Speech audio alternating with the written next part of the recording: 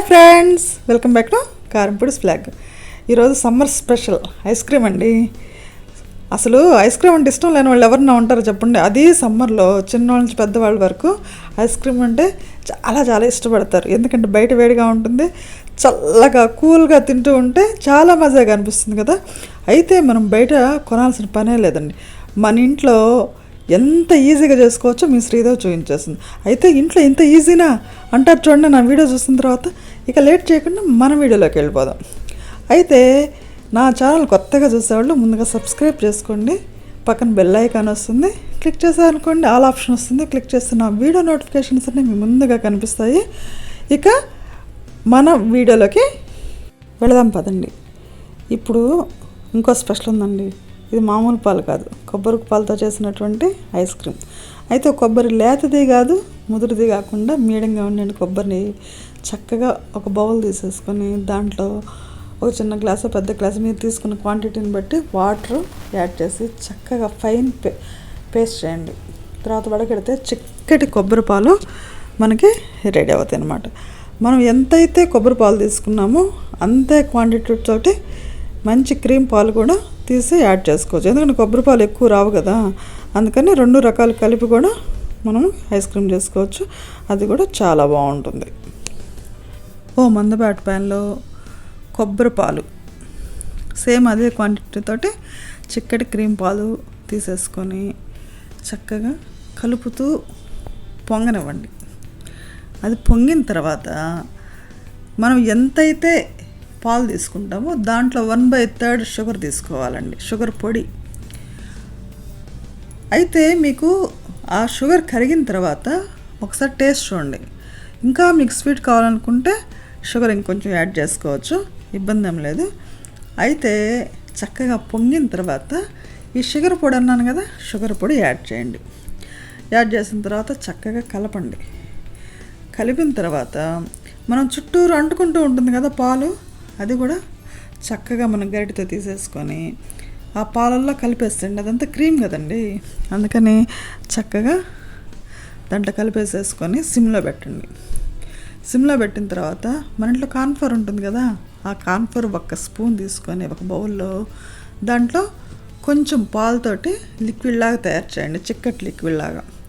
అందులో పాల మీద మేగడ ఉంటుంది కదండి, ఫ్రెష్ మేగడ, అది ఒక పెద్ద టేబుల్ స్పూన్ తీసుకొని ఆ కార్న్ఫ్లోర్లో యాడ్ చేసి స్పూన్ తోటి కొంచెం బాగా కలపండి. కలిపిన తర్వాత మన పాలు మరుగుతూ ఉంటాయి కదా, మరుగుతున్న పాలల్లో ఈ కార్న్ఫ్లోర్ లిక్విడ్ వేసేసి సిమ్లో మాత్రమే పెట్టుకోండి. ఎందుకంటే ఫాస్ట్గా గట్టిపడిపోతుందండి.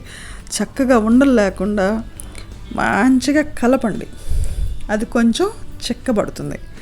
చిక్కబడిన తర్వాత స్టవ్ ఆఫ్ చేసేసి పక్కన పెట్టేద్దాం. అది చల్లారిన తర్వాత ఏం చేయాలో చూసేద్దాం. చల్లారిపోయిందండి, చూసారు కదా, కొంచెం చిక్కబడింది. దీన్ని మిక్సీ జార్లో వేసి 1 మినిట్ వరకు చక్కగా మిక్సీ పట్టండి. మిక్సీ పట్టిన తర్వాత కొంచెం నురుగుగా మళ్ళీ పాలులాగా తయారవుతుంది.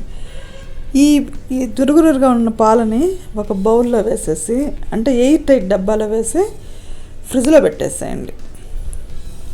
ఫ్రీజర్లో పెట్టాలండి. ఫ్రిడ్జ్లో అంటే కింద కాదు, ఫ్రీజర్లో పెట్టేసాం అనుకోండి 4 to 5 hours ఉంచిన తర్వాత ఇలా గడ్డగా వస్తుందండి, కొంచెం గట్టిగా ఉంటుంది.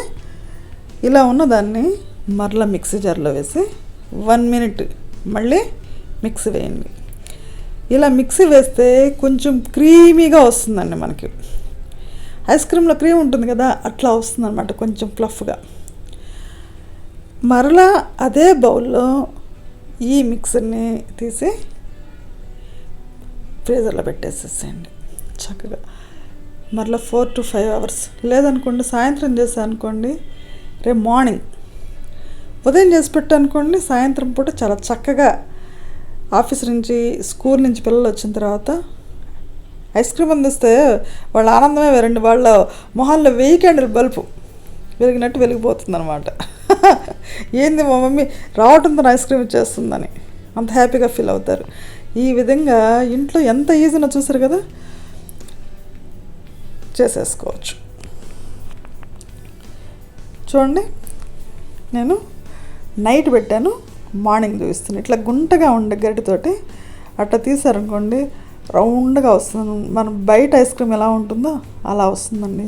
దీనికి ఏ ఇన్స్ట్రుమెంట్ అక్కర్లేదు, ఏమీ మనం కొనుక్కోవాల్సిన పని లేదు.